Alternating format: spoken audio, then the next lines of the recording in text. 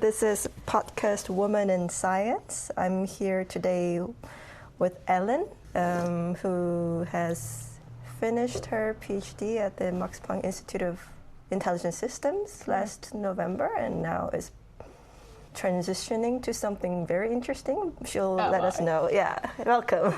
Thank you for hosting me on the show. Yeah, tell us a bit about yourself. Like, what brought you to Germany to start with? Yeah. That was sort of a stroke of luck. It was during the pandemic in 2020. I was happily in Colorado Boulder, where I had initially started my PhD for about 2 years or so. Then the pandemic hit, and then my professor had just found a new job as a director at Max Planck for Intelligent Systems in Stuttgart, Germany, of all places, where my dad had happened to live for a year when he was 20 years old. I recount listening to stories about Stuttgart as a kid, and I never thought I'd come to this sort of fairy tale land. Wow. And then here I was during the pandemic. It was a wild ride to get here. But I'm really glad to be here now. I've been living here for 4 years. I've created a very fun community here, and Germany's wonderful. What was your PhD on? It was on hydraulically amplified, self-healing, electrostatic, artificial muscles. Oh my God, so many words that I don't. Yeah, it's an acronym. The acronym that's easier to understand is HAZEL actuators. These are these artificial muscles that are sort of the soft equivalent to a motor.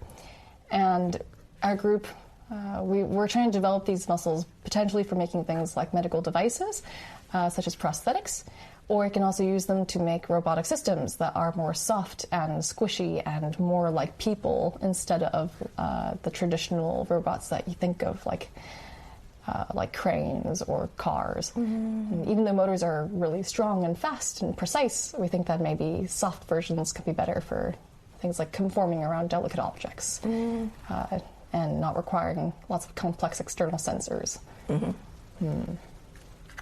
To be determined. Yeah. I want to link that video demonstrating your project. Oh, yeah, feel free. Yeah, some of my particular projects I worked on during my PhD were like making a biodegradable artificial muscle that was literally made from compostable trash bags.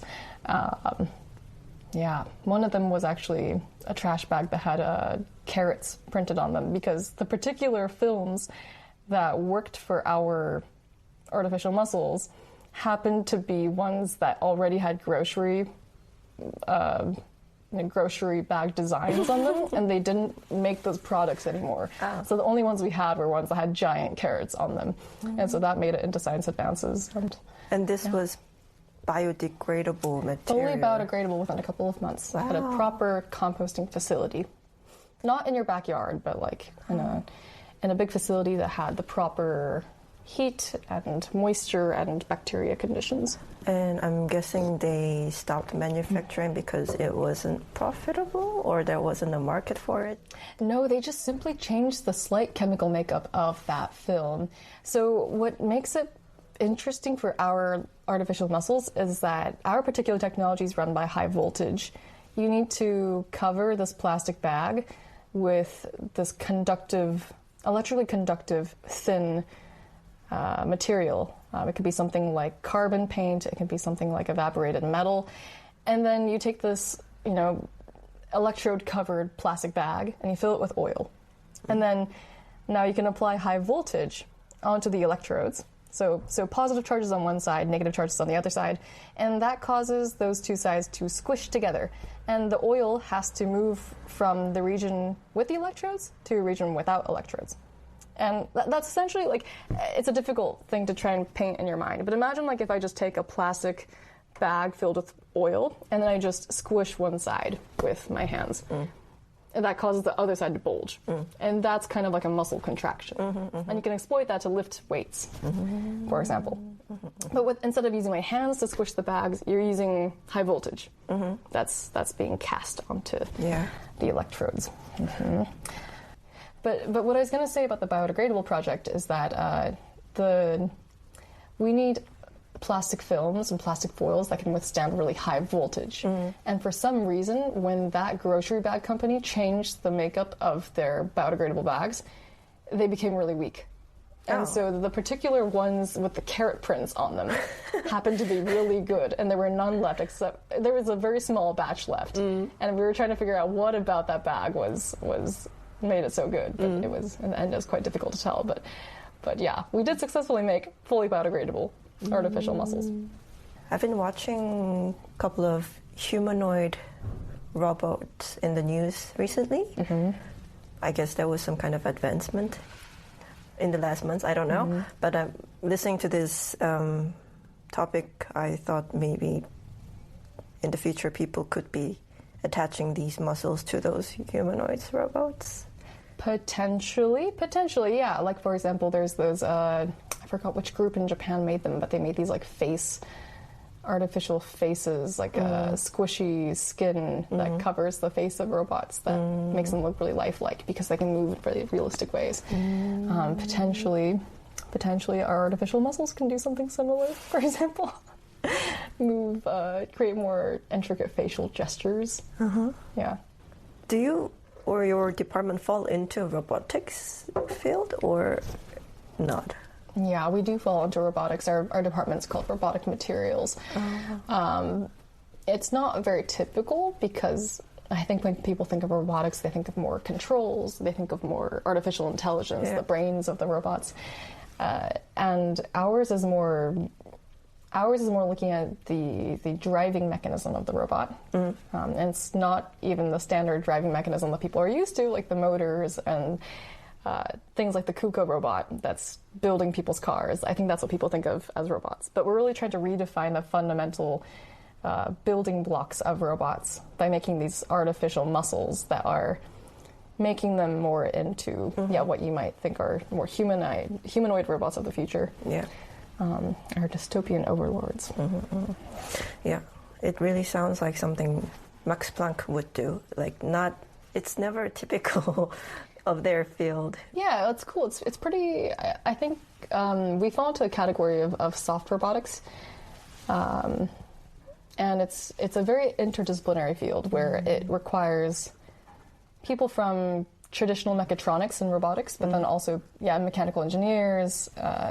Also people from biology, people from material science, people from, even just like the arts, like visual arts and media. They can play a role in redesigning these structures in novel ways that we've never imagined before. And your the department that you worked in, or works in, it's the present tense, right? Yeah. Because you're a postdoc, right? Yeah. So is actually people from different backgrounds involved? Yeah. Oh. Yeah, so we have, myself, I come from a physics background. Myself and a couple others come from physics. There's others that come from mechanical engineering, and there's some that came from more prosthetics, prosthetics-based groups, or actually worked in a prosthesis company before. There's people who have come from more like microfabrication, like material science, and like finding techniques for making things really, really small. Because that's one of the challenges in our field, is to make very small muscle fibers and muscle-like motors. It's very difficult to scale them down. Mathematics. Oh, there's someone that came from biomechanics who's looking at simulations of how muscles and bones in the body keep stable when someone's walking or standing. There's a lot of room for people from different disciplines to come, though. I think, for example, we could still benefit from having someone with a pure biology background. We have about getting close to 40 people. Oh, okay, that's quite large. Yeah, it's quite large. It's not just doctoral students or postdoctorate students. It's also technicians, IT, senior researchers, full-time staff. Yeah, we're really spoiled at Max Planck. When I was over at University of Colorado Boulder, we had people assisting us in resources, but we very much had to order raw parts, and then we'd make everything from scratch ourselves. And I feel like at Max Planck we have so many people who are specialized in helping us machine parts, for us, or working on the mechatronics for us. And so it's really nice because then we can really offload that work and focus on more of the ideas and create the creative design process. Yeah. Yeah, So, I take it for granted sometimes. as you were doing your PhD project, you were also involved in other activities, such as... The reason why we met... Yeah. I guess the reason that you and I met to begin with was because we were at this cactus gathering, the cactus symposium or something. Yeah, and that's where there were students from global south countries that came. I don't know how many people there were. There's about probably 8 students or something. Something like that, yeah. Yeah, somewhere like 8 students who came for a summer and had this internship where they got to work in biological cybernetics, which you were working at, right? Yeah, and as well as in Intelligent Systems, our institute, but mostly in the Tübingen campus. And so Stuttgart campus, where I'm working, we didn't have any cactus students back then. But we wanted to have some role in inviting them over and seeing our labs and giving some scientific talks to them and stuff. So I happened to be over at the Stuttgart campus in this club that we had created called Scientists of Color. And that was a group that was trying to promote underrepresented scientists through things like workshops and diversity, equity, inclusion workshops and trainings for talking about implicit biases and those sorts of topics. And we heard that Cactus was being launched, and that was such a cool program, so we decided to take part. And so that's how I bumped into you, was we both had some... So Science of Color community approached Cactus first? Okay. I believe so, because I think we heard about your program, and because did you actually mentor a student? Yeah, I was assigned to an intern. Yeah. I think we reached out because we were excited about the initiative and we wanted to see what it was all about and how we could be involved. Yeah. And so then we actually had some students come over to Stuttgart where we gave them some scientific talks and then hosted them for dinner. And we got a tour throughout the whole building. Was that your first time? I think so, yeah. Okay. Yeah. And then it was really fun getting introduced to different topics. It was very much more applied than what I'm used to in what I imagine to be basic science. So Yeah. I feel like especially our department's interesting because we're part of the basic sciences, right? But then at the end of the day, we're making artificial muscles for robots. It's made with an application in mind. I guess the robots, we're not sure what the application of the robots is yet, but we have this at least.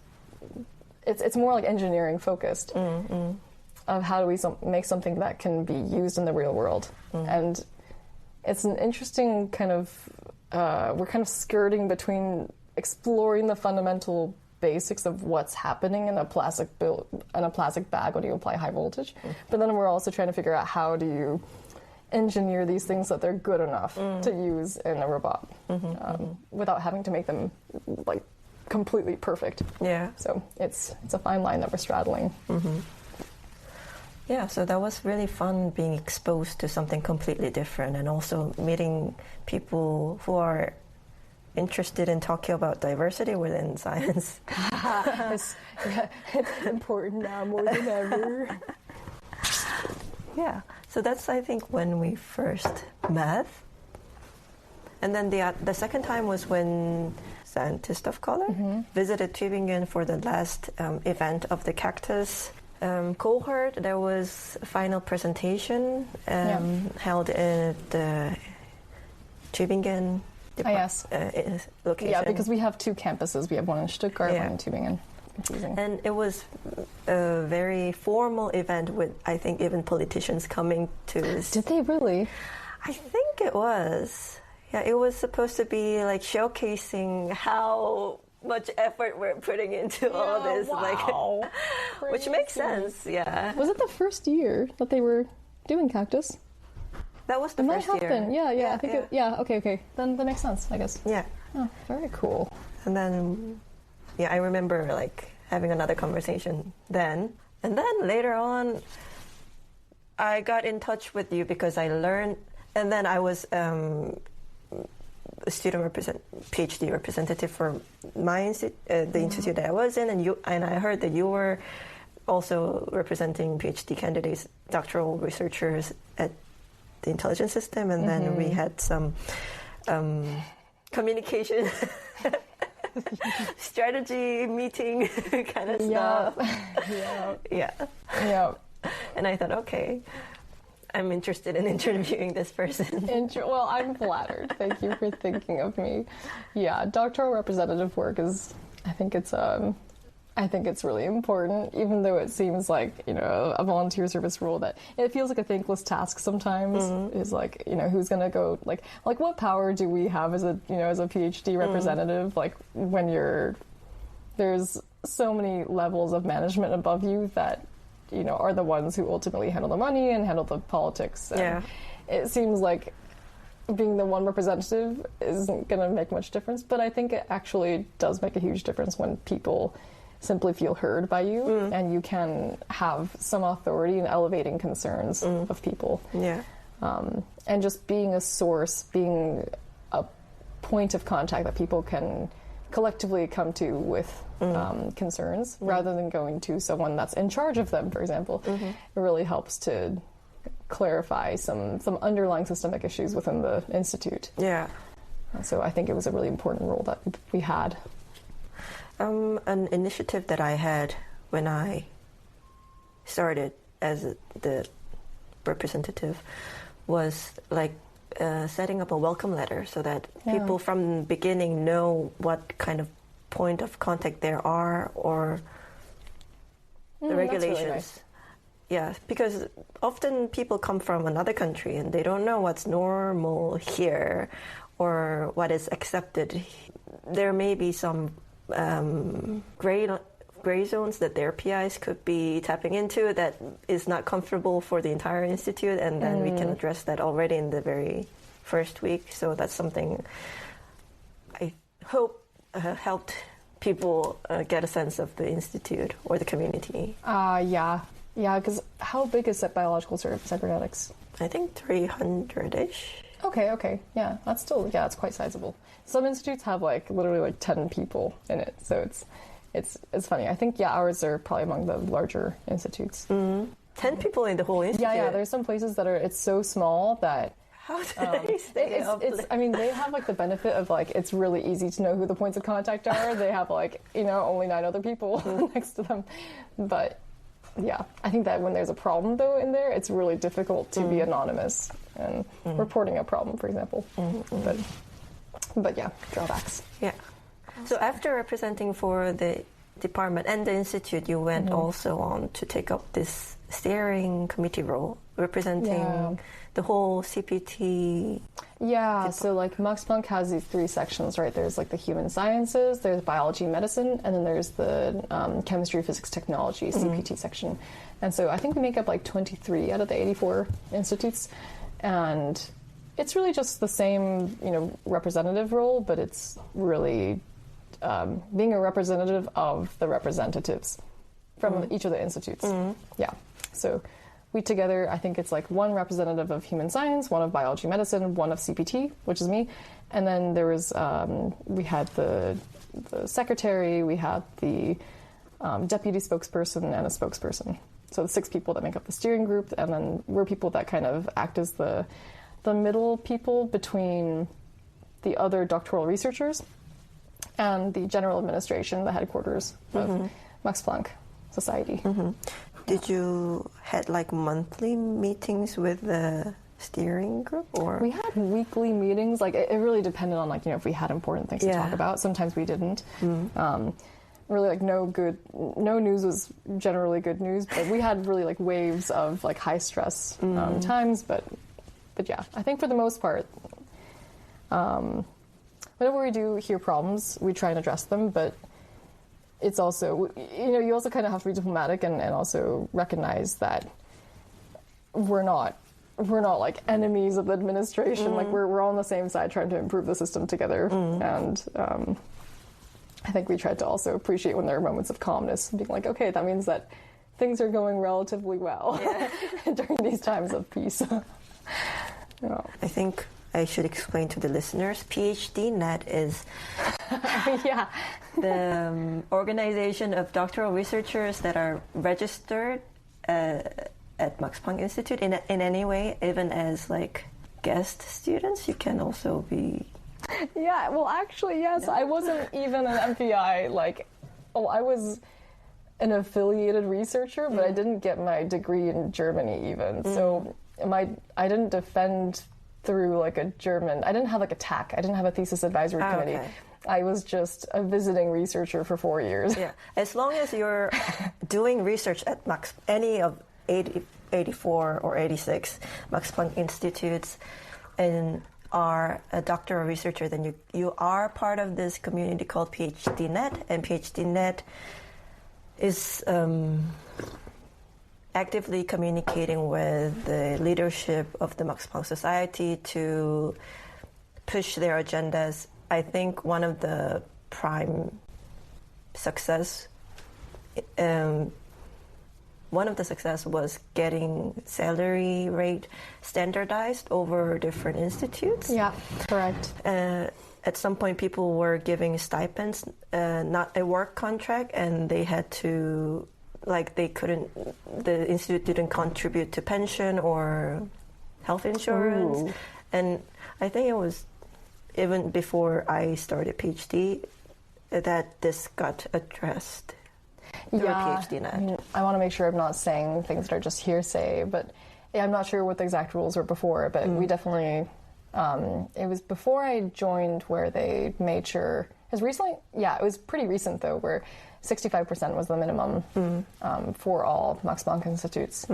Yeah. But it is, different institutes can try and increase the salaries for their own respective institutes, which, Sometimes I see that it even comes from the leadership within the department to attract talents from industry to... Yeah, right? Yeah, so over in Tübingen, I think that a lot of people... I might be correct, or I might be incorrect, but I think it was like you could get 100% contracts, while in the Stuttgart side, oftentimes it's 75%, which is still higher than 65%, but it's because a lot of the machine learning folks... It's just compensated much better. Yeah, they're compensated better because it's just, you can get, you have a much higher income just going straight to industry. You don't need a PhD for that. So I think they're a lot more generous with their stipends or their contracts for that reason. I think another impressive work that PhD Net did was nationwide survey and coming up with numbers to back up their agendas. Yeah, I worked in the survey group for a little while. I never did I wasn't doing the main meat of their work. That I think there's a lot more people who did analysis or the actual gathering of the data and the plotting and whatnot. But I was helping write those survey results or survey reports. But yeah, that was a really cool initiative. That's actually what pulled me into PhD Net to begin with, because I thought that was the most important thing is the fact that Max Planck has this publicly accessible survey report that's published every year voluntarily by members of the PhD Net. Yeah. And also people who are not representatives, people just joining working groups as researchers. And they basically are trying to get all the doctoral researchers from Max Planck across Germany to participate in this survey that they generate every year on their working conditions, how satisfied they are, if they are experiencing harassment in their institute, if they are feeling like they receive enough parental support, things of that nature. Just seeing if there's any large systemic problems that we can easily address from having hard facts. And I think it's a really cool initiative, especially the fact that it's publicly accessible, because it's showing that MPG is not afraid to show their data, and if that they do have data that's alarming, that we are, going to use it as motivation to make change. So I hope that it stays. Yeah. There's been conversations about it going away, and PhD Net is very much advocating to keep this in place. So if PhD is the one organizing it and doing all the analysis, who can say it should go away? Well, it can get political, but it's if the money for the PhD Net, if the budget is being controlled by. Is there a budget? Yeah, there is some budget for organizing, for having a general assembly every year, for us all to gather in one city for 3 days to discuss issues together. That comes from a budget, or for holding workshops for different working groups, for having. There's media teams that use the money to gather together for a retreat to have to write a report about the year and make things like episodes for podcasts. That all requires money, right? Yeah. So that comes from a budget that PhD.net gets every year, just like PostDoc.net or LeaveNet gets a budget. Yeah, it's not explicitly told that the budget's going to change, but also you have to be diplomatic with the headquarters. Yeah. And there's been some conversation, there's been some heat regarding whether the publicly accessible part should stay or not. Yeah. It would be a shame. Something I also appreciated a lot being included in these surveys were questions about mental health. So if I remember correctly, at one point it just had questions about mental health, just asking your current state. And then PhD.net presented this to the leadership saying that researchers are not happy. And what I heard is the leadership were saying, oh, maybe people who are not happy are coming to do doctoral work. So they had to go, the next year they came back with the data backing up. It depended on how long you've been in your doctoral project. Yeah, so yeah, that's something that we can analyze. You have to collect the demographics information first. Also about if you're identify as woman, or men or non-binary, or anything in between, and then also getting the age of the person, how long they've been in their doctoral program, in their fields, and so you can start seeing correlations between different fields therein, and whether it's more male dominated, for example, and you're not feeling, you have less people that are similar to you, perhaps, and perhaps your peers don't understand your same struggles. And that might also lead to more anxiety scores, like a higher anxiety score. It's really interesting to start seeing these different correlations. Not necessarily causation, but you can only just write that you notice these trends. Yeah. And that's all you can say. Yeah, definitely interesting stuff though. And there's been a couple of citations, I think, but throughout the years. But I think that it could be interesting data for people in sociology and more in the social sciences to look at. Yeah, because I think people have started collecting this data since is it like 2016 or so? I need to double check the numbers, but it's from around that range. Yeah. So it's almost a decade of data that they can look at for every year or biannual? Every year. Every year. Okay. Yeah. So it's really helpful. But the thing that's difficult is we have to make sure that the questions are quite consistent. Because if we reformulate them, because we think that the ones from prior years are framed in a weird way, then it's very difficult to compare those results. So there's a little bit of complications like that to consider. Yeah, I think that's one of the core activities of PhD.net. Yes, I would say so. I think that's like one of the most important projects they run. Yeah. Let's talk about future or your plans. I wanted to ask you questions too, but why were you in it? Okay, fine. We're gonna move on if you wish.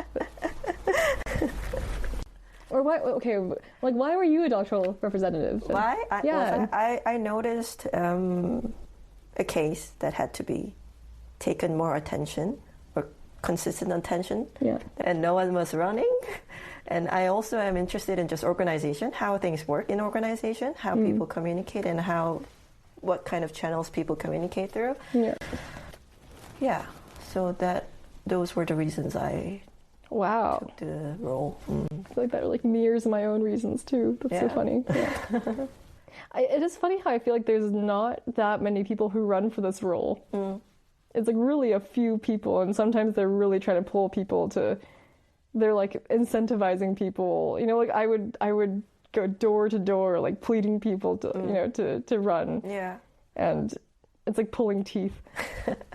Yeah, I also had to like go back when I was moving on from internal representative to external representative. I had to go to a particular person within my department to beg, like, oh, do you want to do this internal role? Because there's no one going to do the external role, so I'm going to do that. But this position is empty, but we need a representative within this department. I think it's really something where, like, when someone sees a big need or like a problem, like both of us saw a problem in our institute, then it's easier to have that motivation to run and to fill that role. And I think that when everything works well and everything seems to be running smoothly, which is hopefully the case for most, then they don't see the need for that role. So it's so funny because it's kind of thankless in the sense that when you're working hard and actually making everything run smoothly, people don't think there's a problem or there's anything to be concerned about. So they don't see the importance of that role anymore. Yeah. Anyways. Run for a rep. Yeah. Engage. You get connected to cool people. Yeah. Just a little advertisement. Did you want to ask another question? No, I'm good. So can we talk about your plan? What is my plan? You were interested in a different career. Postgraduate plans. What a spooky thought. Yeah, so I currently, my advisor is very generous in the sense that he gave me a 60% postdoc contract this year. So I'm in the same group as before during my doctorates, but I now, in the contract, I just need to work 3 days a week. And so I have 2 days where I can focus more on applying for jobs and really trying to sit with myself and figure out what do I actually want to do for my career. And how do I get myself there? And what are the steps I need to take to sort of, not pivot, but transition? Because, I've been spending years, perfecting the art of making artificial muscles. But now I want to try and perhaps go more into a science for policy realm, which is not such an obvious path. So I'm trying to talk to people who've made similar jumps, and I'm trying to just better understand how they have done things. I'm also starting the first winter school with a group of friends from my institute.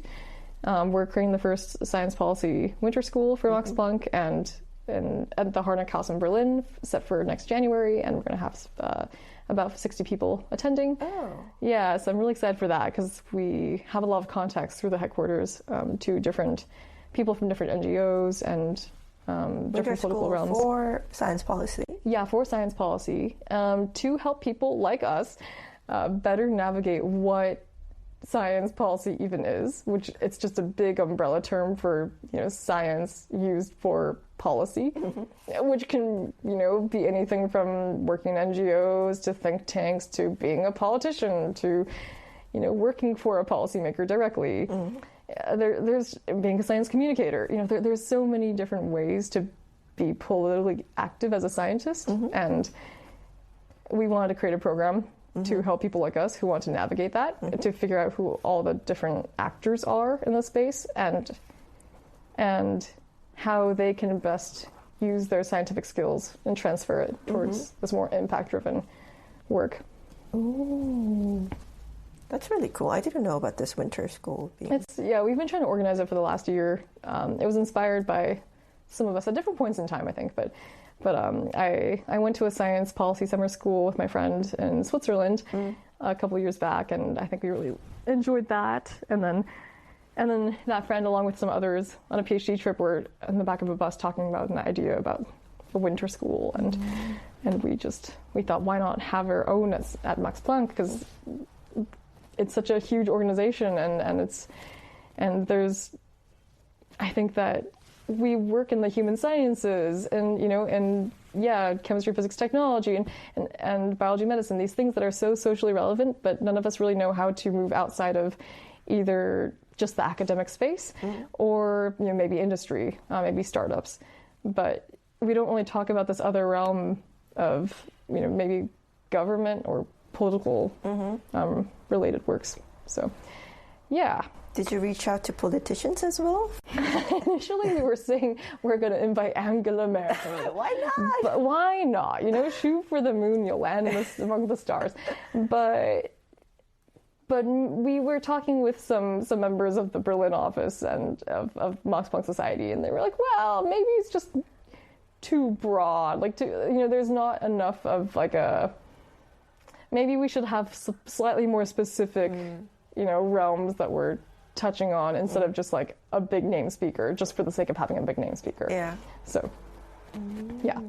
So we didn't end up actually reaching out to her. I know we would have gotten her if we did reach out to her, but we chose not to. We love you, Muti.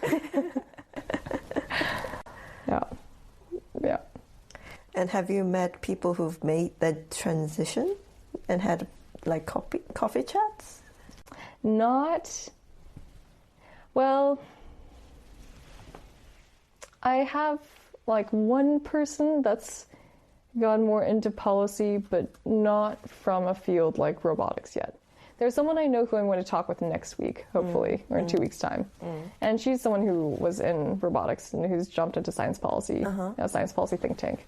So that's pretty exciting. I hope to get more information about how she made that jump. A lot more people I know who are in science policy are people who had some policy background along with science, and they did a lot more things that were climate relevant. Okay. A lot more like environmental sciences, so that they jump straight into,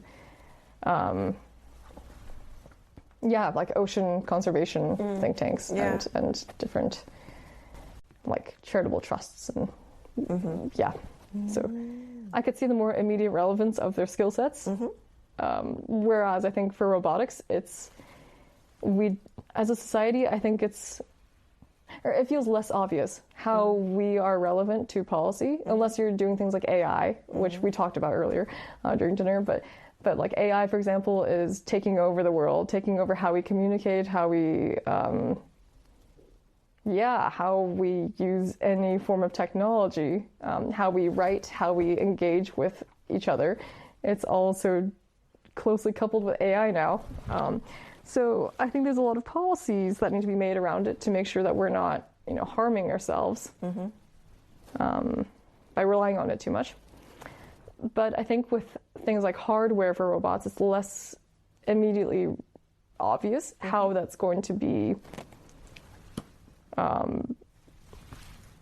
something we need to regulate. I mean, beyond things like the Industrial Revolution, where automation impacted, everything that we work on. But robotics, I think the next thing we can, people envision for robotics is like having dystopian overlords and having these, these evil robot armies that are taking over. But to some extent, there is some relevance, right? Like they're having robots that have lifelike capabilities using artificial muscles could be the ones that take over manual labor in the future. And if we don't need those employees anymore, then really what can we do as humans that's better than a machine? So I think like that's the last challenge that we are trying as roboticists to develop, that if you think about it, it's like the last thing that makes us unique. Because I guess robots, AI can make art, can make music, can communicate like us and pass the Turing test, but they still have yet to do anything that dexterous or do something as simple as, manipulating fruit in their hands as easily as we do with our own hands. It's just a lot more complex of a challenge for robots at the moment.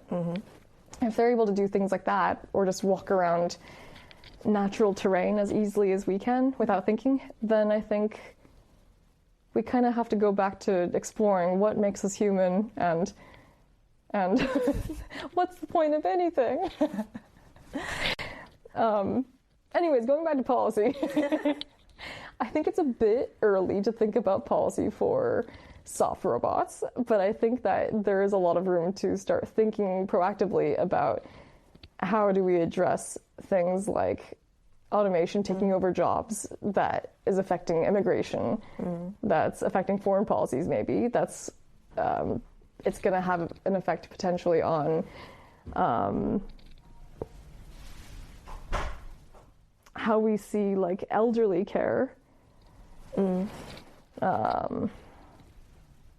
I think there can be a lot of implications in the future, so it doesn't hurt to have some scientists who are thinking about those potential future outcomes and still drive innovation while creating some forms of regulation. So people you've met so far are mostly related to climate topic then? Yeah. Oh. Yeah, the people that I know who are working in policy are people who are either working on AI safety or people working in climate. And what is the motivation to make this transition instead of pursuing advancement in artificial muscle or going into high-paying robotics industry job or any other options? That's a good question. At the end of the day, it's like, I feel like you can, I have friends who are working in tech who are getting paid the big bucks, and I don't put it against, I don't have anything against them for it. I think that they have different priorities in their lives. And I think that they are really good friends and community members. At the end of the day, they are making good impact in that way. They're prioritizing their families, their friends, their people immediately around them, and they're a really good support system to them. And I think that's a huge societal impact that they're making. I just feel like if I'm spending a third of my life in this profession, I want to do something that is making as much positive impact through the brain power that I'm exerting in that everyday job.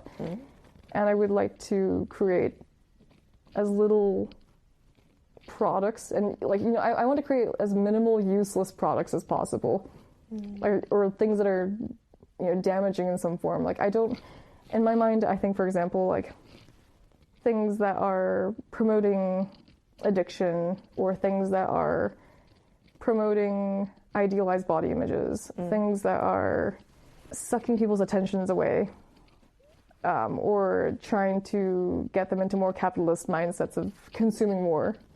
I think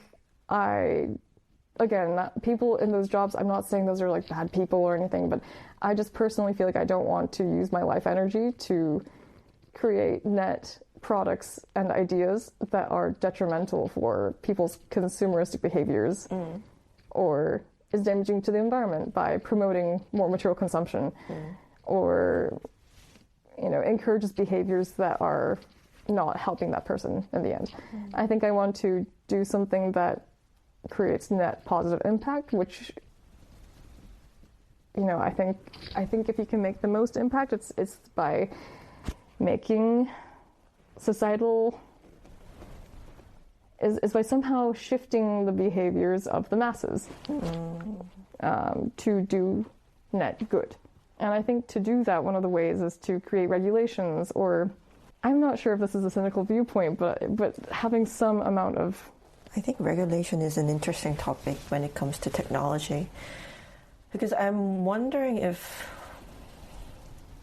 there can be innovation when there's always regulation in place.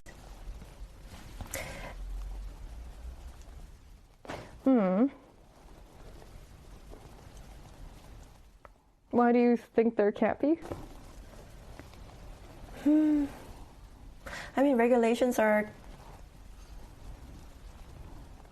in a way, obstacles for people who want to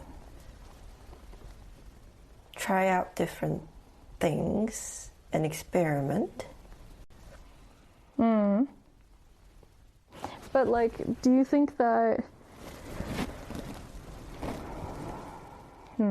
I can see how, the US having a lot less regulation could create more, language learning models things a lot faster than in the EU, for example, where there's a lot more data protection regulations. Yeah. But yeah, well, that's innovation. It comes at the cost of, right, like really biased algorithms and things that are not necessarily giving us the best solutions to problems. So is that really innovation if that's leading to, you know, it's maybe giving us some cool technology, but that's detrimental? Like, is that really innovation? I don't really know if, I think you can argue the counter as well. It's kind of counter innovation if you're just creating more problems in society than you are creating benefits. And that gets really philosophical. Like, what is more problematic? What is more good? Like, maybe actually is more net good, so then maybe it's still innovation. But I think if you're thinking about like a more democratic society where it's, you know, trying to take care of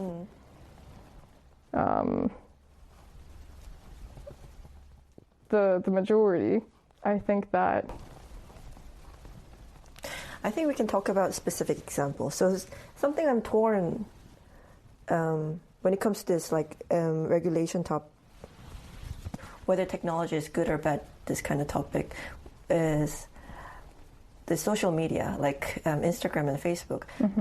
I mean, I know that it made people have unrealistic body images and like led to teenagers having depression and all that. But I also know that it led to revealing police brutality and led to George Floyd. The BLM movement. So I don't know if there can be a fair judgment of net positive or net negative on this particular case. I see enough positive and enough negative. It's just making everything more dramatic. It's just amplifying all the tendencies we have without technology. But it also helped reveal stuff that mainstream news media wouldn't reveal, like this police brutality. Yeah, or like movements can spread really quickly as a result. We can organize quickly, right? I think that's a huge, potential for social media that people have used. Right. No, of course, like, I think all the bads come with the goods with the bads. So I feel like there's always two sides to new technologies, and it new technologies can be used for genocide, but also it can be used to create vaccines, and I don't know what to think really about new technologies anymore. Yeah, I think that's the tricky part, is like, can there be certain policies that, like, where policymakers are talking with scientists in those fields, working on algorithms to try and create, you know, fairer algorithms that allow people to still create movements, and, you know, spread information effectively while still preventing as much you know, what did you call it earlier? Like preventing, you know, like hate messages, preventing crimes like that, or preventing like hate-based movements. Like, yeah, like I feel like there are ways to. I think the regulation, when it comes down to it, is like there's a way to create them without stymieing the act of developing a tool for good. I think it just comes down to what do we define as good and bad, and how do we manage to define a set of rules with words that people as a society can agree on as this. We all agree on this as bad. We should make sure that this is regulated. This technology is regulated, so we don't do said bad thing. And what is good thing? I think binning our different actions as good and bad, I think that is the part that's tricky. Like, what do we agree on as something we all want in a society? Yeah. And I think technology is an interesting way to try and explore what we as a society think we should have and not have. I think having a discussion itself is valuable, whether it comes to like consensus or not, like having an open conversation, making people think about this, like in and out of STEM field, itself is valuable. Yeah, I don't know. I think especially in the sciences, I think we really like considering ourselves to being as being in these little vacuum chambers, letting yourselves just focus on these very, very specific problems simply because they're like these interesting puzzles that we want to solve. And that's enough for us to think about. And we need a lot of people that are focusing on very specific, deep problems in their fields. Like there's a lot of merit to that, but I also think that sometimes we give ourselves a free pass to not have to think about how we play any societal role. And I think we do have we can have a very important societal role to play, which is why I think science policy is something I'm trying to explore, just trying to really navigate that and struggle and figure out how do I have a role in my society to do the most good, whatever that may be. I think it's a positive sign that already 60 people registered for this winter school that you're organizing. That's the number of spots we will have. Okay. Yeah. No. There's been several people asking about it already, but I have to make sure there's not a bunch of people from one institute. So, yeah, I think with some advertisement, we'll get the spots filled up. Yeah. Pretty fast. Yeah. Cool. Yeah, I think so. I think as a wrap-up question, I will ask about recent Netflix series or recent book that you recently read that you would recommend to the listeners, or any like podcast or any content that you would recommend. Oh my gosh. Okay, well, yeah, in terms of movies, I really don't watch movies, so I can't tell you. In terms of podcasts, I can recommend Ology. Ology? Yeah, Ology's a good one. I really like it. How is it spelled? Oology. Oh, okay. And this is one where, honestly, I really just started listening to it, so I can't actually remember the main host's name. But she's really stellar, and she interviews some really interesting scientists in very different fields, and which is why it's called Ology, because there's, I think I listened to a pigeon podcast, a pigeon episode. I think that was called Columbidology or Columbiology or something. So that's the Latin word for pigeons. And then she talked to some pigeon experts. I think one of them, her name is Rosemary Moscow, and I have her book on pigeon watching. Yes. But anyways, they go deep into that, into the history of pigeons. And I think the most recent one, I also can't remember who she was interviewing, which is really embarrassing. But he was talking about how he's he's a musician in a famous band, and he's also someone who, he's also a scientist working on climate research, and he was using rock concerts as a way to get people to collectively gather, and would then get them, they were in the right mindset to convince them to then call their representatives directly afterwards. With the power of music. Yeah, to call their representatives about making some sort of political change. Wow. And he got a lot of people to get, like thousands of people per concert to make calls to their local representatives, which could have been enough to actually draft a policy or to enact one. So, that was a really cool episode I just listened to last night. I wish I remembered the name of that episode, but I don't. Anyways, Ology, it's a really cool one. Can recommend.